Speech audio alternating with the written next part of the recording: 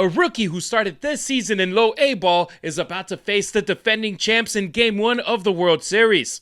The Dodgers bullpen just got a gut punch of news about Alex Vesia. And Ohtani, let's just say he might have unlocked the code breaker with his bat again.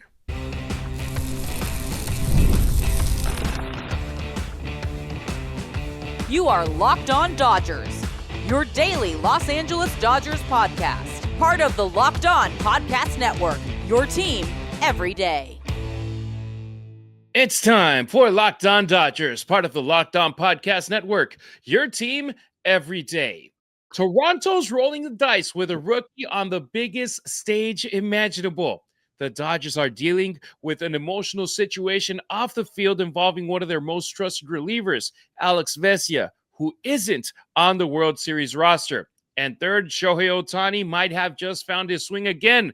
And if that's the case, look out, Travis. Look out, indeed. We saw him take some batting practice on the field. I cannot wait to talk about it. We should do that every single time. And today's episode of Locked On Dodgers is brought to you by FanDuel.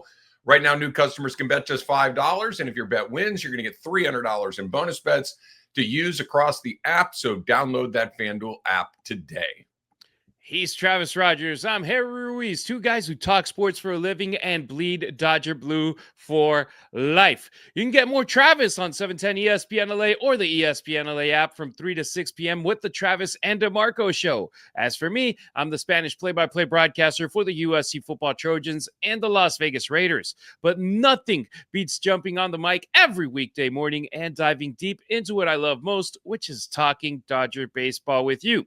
To everyone who's new here, welcome and thank you for joining us. We're pumped to have you as part of the Locked On Dodgers family. And hey, if you're watching on YouTube, make sure that you hit that subscribe button so you never miss any of our content. All right, first, some hard news. Thursday afternoon, the Dodgers released a statement that really hit home, and I will read it right here. And I quote, "It's with a heavy heart that we share that Alex Vesia is away from the team as he and his wife Kayla navigate a deeply personal family matter. The entire Dodgers organization is sending out thoughts to the Vesia family, and we will provide an update at a later date." So, end quote. The tone said it all, Travis. This isn't your average roster update. When you hear the words "with a heavy heart," you know it's something serious. And Alex and Kayla, they're expecting their first child. So, of course, fans everywhere immediately sent love and support.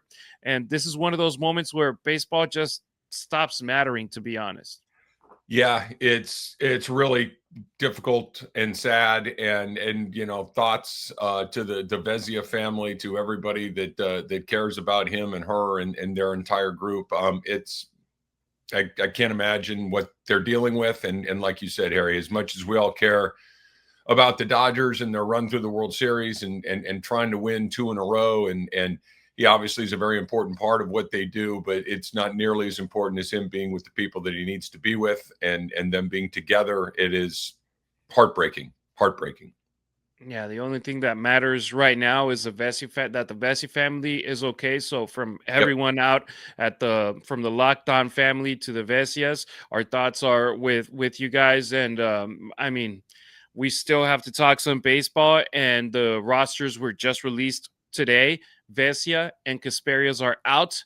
Edgardo Henriquez and Will Klein are in. So in the baseball standpoint, Vesia, he's a very reliable arm out of that bullpen. It has been now 6 consecutive outings where he hasn't allowed a run. The last time that he allowed the run was in Game 1 of the wild card round. And the situation here, Travis, is that MLB does have a family medical emergency list, which gives players between 3 to 7 days away from the team. So if used, Vesia could technically return by Game 3 back at Dodger Stadium, but right now there's no pressure. It's take all the time that you need. Yeah, if he can / would want to come back and feels like that's something that he wants to do, then great. If it's something that he does not want to do, also fine. This is entirely his choice. You know, it may be one of those things that this is something that he feels like he needs to go do, and I'm sure Dodger fans, Dodger players, everybody in Los Angeles will welcome him back with open arms, but certainly not something that he has to do if, in fact, he needs to be with his family. Everybody would certainly understand. And like you say, Harry, it feels a little weird, excuse me, to talk about this in baseball terms, and it feels not right. But unfortunately, it's something that we need to do. His absence will be, from a baseball perspective, felt a great deal. He's an important part of what they do. He is their number one left-handed bullpen arm by a mile. And now all of a sudden, those very big outs that he was getting. And, Dodger fans, I think everybody understand what I'm going to say here. For a non-star like Alex Vesia, he's not Shohei or Mookie or one of those guys, but he's an incredibly popular player. The way that he plays, the amount of emotion that he brings to the field is contagious, right? It's something that everybody, I think, feeds on, and everybody knows what sort of competitor Alex Vesia is. So not having him from a baseball standpoint is difficult, and his teammates are going to have to step up, whether that's Banda, whether that's a Robleski or whoever it may be. But maybe it's Clayton Kershaw. Who knows who steps in to take his place in those big moments. But understandably so. But he will be missed. Yeah, and with the roster being out, just take a quick look at it. Pitchers: Anthony Banda, Jack Dreyer, Tyler Glasnow, Edgardo Henriquez, Clayton Kershaw, Will Klein, Roki Sasaki, Emmett Sheehan, Blake Snell, Blake Trinan, Justin Robleski, and Yoshinobu Yamamoto. So no Tanner Scott included in this roster. And the guys that do come in, Enriquez and Will Klein, they're both right-handed pitchers, where if you look at Toronto's lineup, they are right-handed heavy. Vladdy Guerrero Jr., George Springer, Clement Kirk, they're guys that you want to take care of business with, and the Dodgers decide to go with two right-handed pitchers. Even though they lose Vesia, they take off Ben Kasparius. What do you think about this move? Do you like it? I know that Enriquez, the control has been an issue for him as of late. What are your thoughts right now, Travis? I would be flabbergasted to see Eduardo Henriquez in a situation where there's leverage. I would be stunned. I think he showed what he's going to bring to the table in high leverage moments, and I don't think Dave Roberts is going to do that again. I know he's got a live arm. He's a 100+ mile an hour guy. But the everydayers know what I'm about to say. Can't walk people. And you really can't walk people in high leverage situations. And he did. Maybe there's a very specific matchup that they like for him in a situation. But I don't think that that's the guy that they're going to lean on. I don't think that Klein is somebody necessarily that this is somebody that you're going to lean on. I think you're going to go to the guys that you trust. I think this means that you're going to see more Sheehan. I think that this means you're going to see more Banda. I think this means you're going to see more Jack Dreyer, the guys that he was using, Dave Roberts was using anyway. I think you will see more of them. I think you might see them stay in the game a little bit longer. One of the things that was so good about Vesia is that he could pitch to right-handed hitters and pitch pretty effectively. He didn't have to be a left-on-left guy. So I understand being a little more right-handed dominant, but I don't think this is you're replacing him with somebody that can fill his role. I think it's the guys that were already there are going to have to step up and do a little bit more, because the two guys they added, Henriquez, and I don't mean to pile on the guy. I'm sure he's a nice guy, but he coming into the game, I don't love it because he just doesn't throw enough strikes. Yeah, and going back to the situation with the bullpen, they are very close dudes. They are over there waiting for their opportunity once the game starts, and they're a family where it's like the game ends and it's still like a very close-knit group. The whole clubhouse is. But then you talk about that unit over there behind the left field wall, just waiting for their opportunity. I have a feeling it's not going to be easy for them, knowing we don't know specifically. The Dodgers haven't made an announcement, and we've just stated what the team has announced, what we know about the situation with their family and everything. I'm pretty sure it's in the back of their minds right now, Travis, and it's a sport where it's like, man, you have to be very, very focused, and hopefully for them, for their teammate, for everything, they're able to just shift their focus to something that it's like they're first off the family, then off the sport. Yeah, look, it's just a terrible situation all around. But you're right, Harry, that every sport has groups, right? You've got the groups of infielders, you've got groups of outfielders, you got the starting pitchers. But I think that the most identifiable group on a baseball team are the bullpen guys. They spend all their time together. They're down in the bullpen together. You think about this. From the time spring training starts, they're in a group with each other, and they become more than teammates. They become your brothers. They become your family members. And it's not just, hey, we've lost a left-handed arm out of the bullpen, or a guy that's very experienced, or a guy that we all like. They've lost somebody that not only that they care about, but somebody that I'm sure that they're feeling for, and they're probably struggling with it too, obviously to a different level of what Alex Vesia and his family is dealing with. But this is not just some abstract thing. Like, look, you and me, and we all feel terrible for him, but we don't really know Alex Vesia. We just, we can kind of intellectually process what's going on and how difficult something like that would be. But if this were your brother or your best friend or somebody that you spend every day with at work, it just lands very differently. And that's what those guys are dealing with. Now, you hope there's a rally around. You hope that there's some sort of let's collectively get together and do this for Alex and his family, and that they get some positive results out of it. But I guarantee you this landed incredibly heavy and hard in that bullpen. And these are the guys you spend all of your time with, and I'm sure they're thinking about them. Exactly. So we mentioned the pitchers that are available for the Dodgers that are on the World Series roster. Now let's just mention the rest of the players. Yeah. DH pitcher Shohei Ohtani, catchers Ben Rortvedt and Will Smith, infielders Mookie Betts, Freddie Freeman, Max Muncy, and Miguel Rojas. The outfielders are Alex Call, Justin Dean. He has been on the roster. To be honest, that's been a huge surprise. Yeah.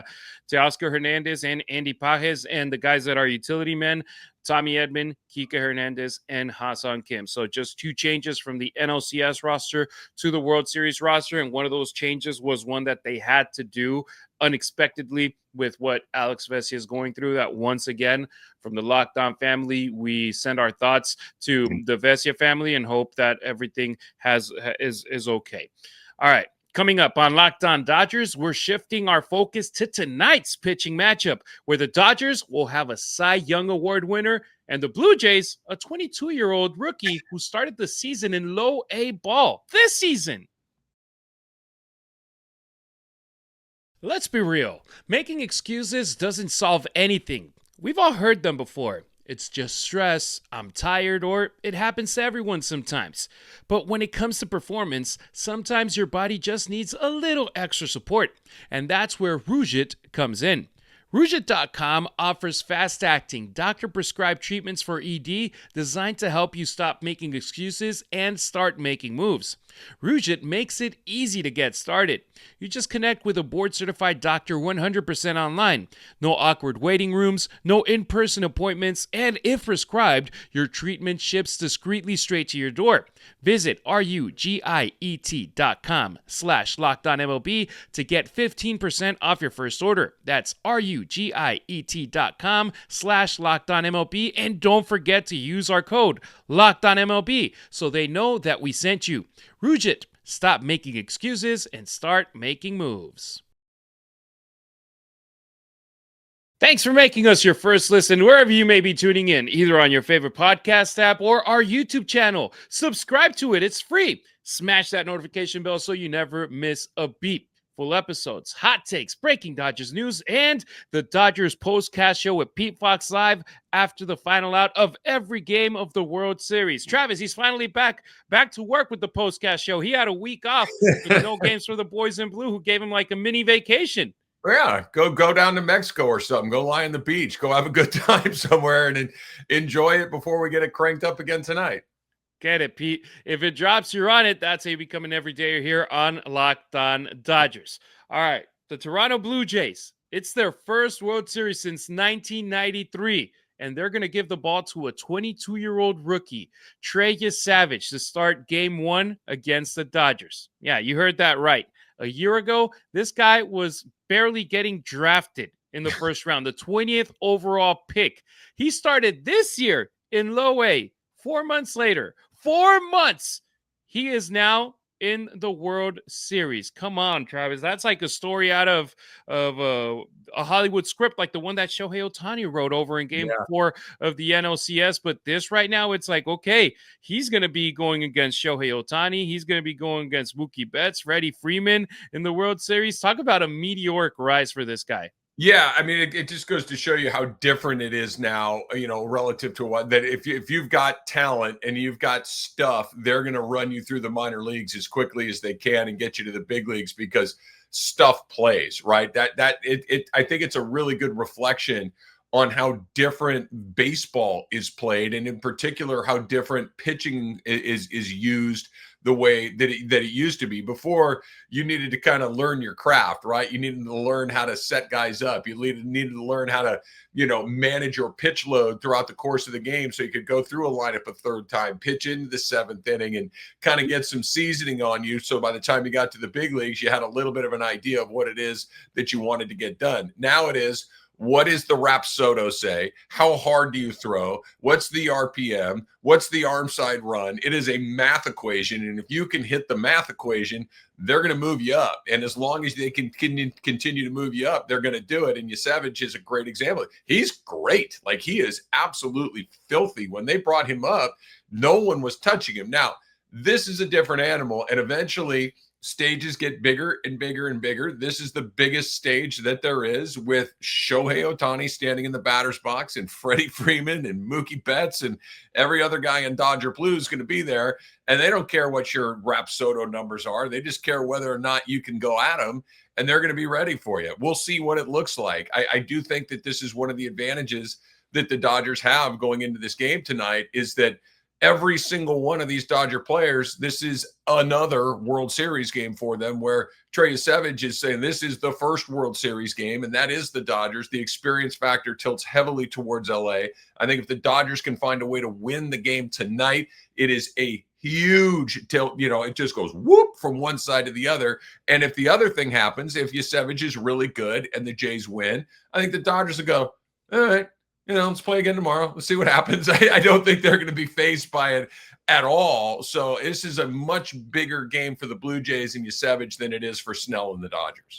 Yeah, and how crazy is it that his big league debut was September 15th, I know, just over a month ago. And he's made 6 starts in the majors. 3 of them have been in the postseason. 2 good, 1 not so good. But man, to talk about a young guy like him being out here, it's not a feel-good story like you said, Travis. He's earned this. His fastball splitter combo has been nasty. Yep. He throws from his super high arm slot that makes hitters feel like the ball is falling out of the sky. He absolutely carved through the Yankees in this postseason debut. 11 strikeouts, no hits, no walks. Then he had a rough go against the Mariners, but then he bounced back against Seattle as well towards the end of that, facing elimination against the Seattle. So it's like, okay, this guy's been there, done that. But when you talk about a guy that has been there, done that, how about Blake Snell, who we all remember from back then in 2020 in that World Series against the Dodgers, where he was pissed off. Now he was able to come with LA. He won in the wild card round. He killed it in the DS. He killed it in the CS. He pitched 8 incredible innings in game 1 of the NLCS, and then just to be followed up by Yamamoto in a complete game. So that right there, it's like the pitching matchup right now clearly favors the Dodgers. Now we have to see Blake Snell. He's a vet. He's been in these kind of environments before, but it's different now for Seattle. 30 plus years without having a World Series there. And now they're going to have a World Series. Let's see if that affects Blake or not, which, to be honest, I don't think it will. I don't think it will either. I was listening to John Smoltz talk about this the other day and talk about Snell in particular, and saying, now that they've kind of taken the guardrails off and he's not just a 5-inning guy and they're just going to let him go until, the hitters let him know that it's time to come out of the game, that he's kind of taken his game to a whole nother level. So I'm really excited to see him. I don't think anybody expects him to go another 8 innings and face 24 guys the way that he did against the Milwaukee Brewers in the NLCS, but I expect him to be really good. Here's my only rub with the Dodger pitching coming into this, the starting pitching, I should say, is just, Dodger fans, recalibrate your expectations of what this may be. I'm not saying recalibrate them to where they're going to get clobbered. I'm saying recalibrate them from, you were seeing historically great performances. If Blake Snell, if I could tell all the Dodger fans out there, hey, by the way, Blake Snell's going to pitch 6 innings tonight and give up 2 runs, you should take it. That would be a really good outing for Blake Snell. It'd be a really good outing for anybody in a World Series. 6 runs or 6 innings, 2 runs. It's just that he and Yamamoto and Ohtani and Glad they've set the bar so freaking high that anything that isn't a 0 feels like, oh, hey, what happened? Well, nothing happened. Baseball happened, right? So just know that going in there. I expect him to be terrific. I really do. I expect Yesavage to be really pumped up, and as a pitcher, pumped up very rarely is a good idea. You kind of want to be, you want to be ready and you want to be fired up, but that up and above the red line, that up and above 100% typically is not your friend as a pitcher. And I can't imagine that he's not going to be there. And we know that Snell's going to be ready to go. And like you mentioned, had they left Blake Snell in 2020 when he was pitching for the Rays, I don't know if we're talking about that 2020 championship, because that dude was absolutely on one that night, and I expect him to be great again. Yeah, that's right now. The Dodgers, that's how they manage their players. If they're injured, they're like, okay, we're not going to rush you back. We're just going to have you as ready as possible for when the games matter most, which is October. The Dodgers weren't dominant in the regular season. They were the divisional champions, but they weren't as good as the Phillies or as good as the Brewers in the regular season. But once the playoffs started, they were better than the Phillies. They were better than the Brewers. They are here now in the World Series, and now they just have to be better than the Blue Jays, where if you look at the rotation, I would take the Dodgers. If you look at the lineup, I would take the Dodgers. The bullpen, it could be a toss-up, but just having Roki Sasaki at the end of that bullpen right now, it's going to sound crazy. I'll take the Dodgers too, the whole bullpen over the Blue Jays bullpen. Now, the thing is, they have to perform, Travis, because you might have the best team ever lined up, but it doesn't deliver. And it's like, well, it's a failure. And right now for the Dodgers, we're in that stage. If you don't win the World Series, it's a failure. Oh, yeah. No, look, the Dodgers they're like the Lakers. They're like the Kansas City Chiefs. We know the list of teams. You either win the whole thing and, hey, great season, or you don't. And it's, you're going to do it next year because this didn't work out. So they're dealing with a different standard than just about every other team in baseball.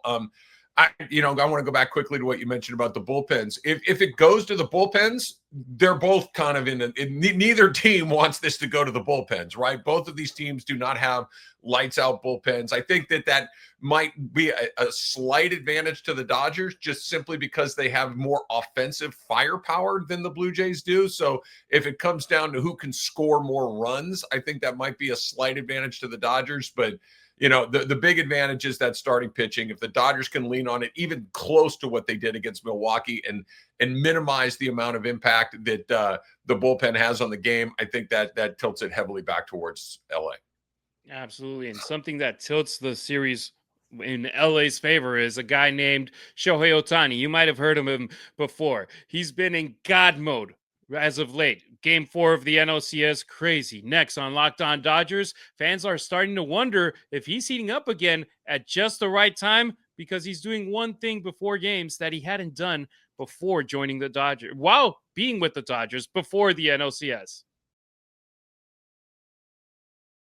The NFL season is here, and FanDuel's got an offer that you are not going to want to miss, because right now, if you're a new customer to FanDuel, you can bet just $5 and you're going to get $300 in bonus bets if you win that bet. You heard it right. You just pick a bet, any bet that you want to make. You put down just $5, and if it hits, you're going to unlock $300 in bonus bets to use across the app. And you've heard me talk about this a million times, but it is true. However you like to play, FanDuel has you covered. That's why I love FanDuel, right? So many different ways to go about this. You can make a parlay. You can have player props. You can even be one of those guys who likes to watch the game and get a feeling, hey, there's a comeback to have to happen, or there is no way a comeback's going to happen. Live lines during games. It makes watching football even more exciting when you've got that little something extra riding on the action. So let me ask you the most important question of all. What are you waiting for? Visit FanDuel.com to download the FanDuel app today and get started. Don't forget to follow Locked On Dodgers, not only on YouTube, but on X, Instagram, and TikTok as well. You can find Travis on social media at Travis Rodgers on X, and Instagram. Meanwhile, I'm at Harry Ruiz on X, at Harry_Ruiz on Instagram, and at Harry Ruiz_ on TikTok. All right, Shohei Ohtani might have found the cheat code again. After cooling off a bit following the wild card round, he did something before Game 3 of the NLCS that we had never seen since he joined the Dodgers. He took live batting practice on the field. Something as simple that a lot of his teammates do every single game. And before every single game, normally Ohtani, he does all his work underground, away from the cameras, in the cages. But before that Game 3 of the NLCS, he stepped out under the lights, took swings in front of his teammates, and what happened next was unreal. He led off Game 3 with a triple. He scored the first run of the game. Then Game 4, he hit 3 home runs in that game and drew a walk as well. Travis, bad news for Blue Jays fans. Over there at Rogers Center on Thursday, Shohei Ohtani took batting practice. Is that the end right there? Did you see it? Yeah, Because well, I mean, it was. I heard it too. Stupid. It was stupid, right? Like when we saw him taking batting practice at Dodger Stadium during the NLCS, and like you mentioned, he was in a funk. He was kind of all over the place. He just did not look like Shohei Ohtani. And then you see him in that BP at Dodger Stadium, and he's hitting him on the roof. You're like, damn, okay. Like, I mean, if that's what we're doing, sure, why not? And then he goes out there and hits 3 bombs and literally puts one over the roof. Now, at Rogers Center yesterday, he's taking back Harry. He's hitting him into that 3rd or 4th deck or whatever number deck that is in right field. And you hear the crack of the bat. It sounds like an explosion. And then all you hear is, oh. And then you hear the ball land, and it's like this echo from a mile away as it's hitting the empty seats. Good luck. Like, look, anybody that's watched baseball knows this, that once a great hitter unlocks whatever problem it is that they were having, it tends to stay unlocked for a period of time. Shohei Ohtani was in a bad way, striking out a bunch. They were pitching him really tough, and then he got unlocked, and we saw what happened.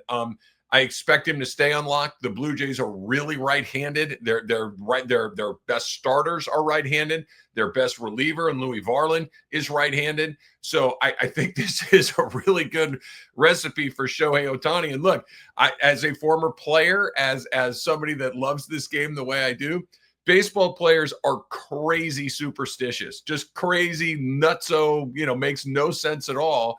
And if he thinks that taking batting practice on the field is what's going to let him go knock down walls during games, then he's going to take batting practice on the field. Like Crash Davis said in Bull Durham, if you think you're winning games because you wear women's underwear, then you are. And that's where Shohei Ohtani is, and I expect him to be terrific. And if I were a Blue Jay fan and saw him taking BP on the field, I'd be like, I do not need this in my life. I mean, it was nuts. I'm pretty sure, like you said, you saw the videos. If you're watching it at home or listening at home, go to social media. Check out those videos at Surface from Media at batting practice. It was just like the buzz around. Well, that's Ohtani it. is crazy. It's like they're kids watching a superhero at the plate.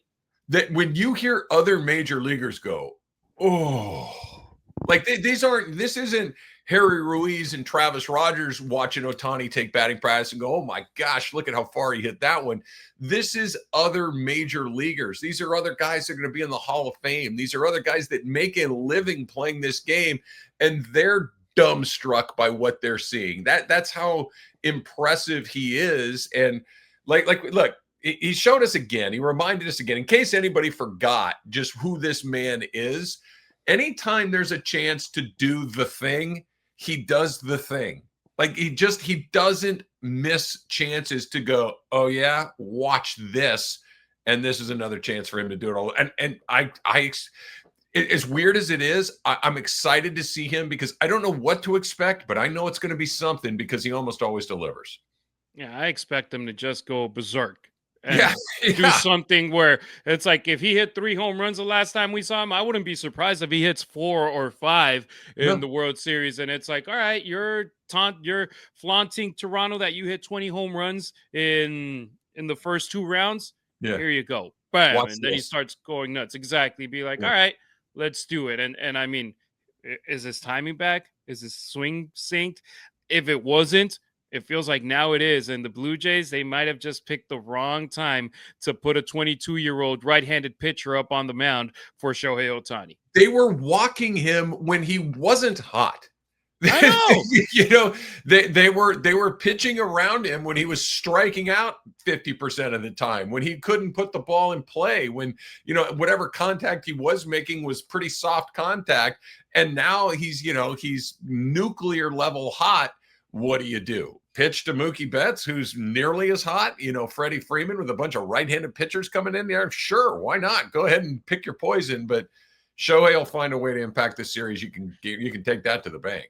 He wasn't hot, and they were walking him not with Buddy Kennedy behind him, right, but with Mookie Betts behind him. Which, by the way, Buddy Kennedy, how awesome is it for him? He was with the Blue Jays organization. He came over to the Dodgers. He's back with the Blue Jays with a minor league deal. So he's going to get a World Series ring no matter what. So congratulations, Buddy Kennedy. And there are players, Travis, that it's like, hey, they might have popped up 1, 2, 3 times with the team, played, and it's like, hey, they're going to get a World Series ring. Exactly. They're going to be recognized for the rest of their life as a World Series champion. And hey, I'm pretty sure in that clubhouse, some of those guys might have approached Shohei's like, hey, Show, can you sign this baseball for me, please?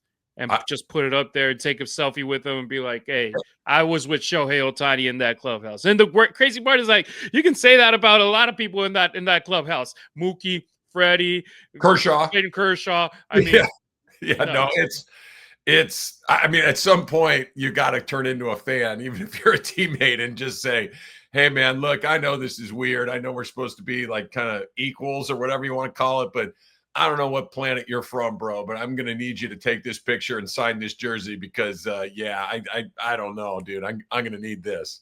I don't know how much time I'll be in this clubhouse, so please do it today because I don't know if I'll be here tomorrow. But hey, guys, just enjoy it. If we're enjoying it as fans, can you imagine being that close to Shohei? No. You have to take advantage of that opportunity. All right. Another thing that two teams are very close to doing, Dodgers, Blue Jays, 4 wins away from the World Series. We'll be talking all about it throughout the week when it starts on Monday. But for now, that'll do it for today's episode of Locked On Dodgers. If you're still craving more baseball talk, have the all-new Locked On MLB Game Night be your second listen. Every game, every night, all season long. Get local analysis on a national scale. Find it on Locked On MLB on YouTube or wherever you get your podcasts. And check out Pete Fox live tonight at the end of Game 1 of the World Series with his postcast. Travis, I'm so ready, man. I'm so ready. I got up at 3:00 in the morning back in March to watch a game from Japan, thinking, all right, well, it's going to be the late October by the time we wrap this thing up. And here we are. It's October 24th. We're getting ready for Game 1 of the World Series. And it's been an incredible ride. Not over yet. 4 more wins to go. And I can't wait. I had so much fun at that parade last year. I had so much, surrounded by Dodger fans, surrounded by everybody with the love and the energy and the Dodger blue everywhere. And I'm ready to do it again. And we got to get 4 more wins. Let's rock and roll. Game 1 tonight. Let's go Dodgers. We appreciate you riding with us. Until next time, keep it real. Keep it Dodger Blue.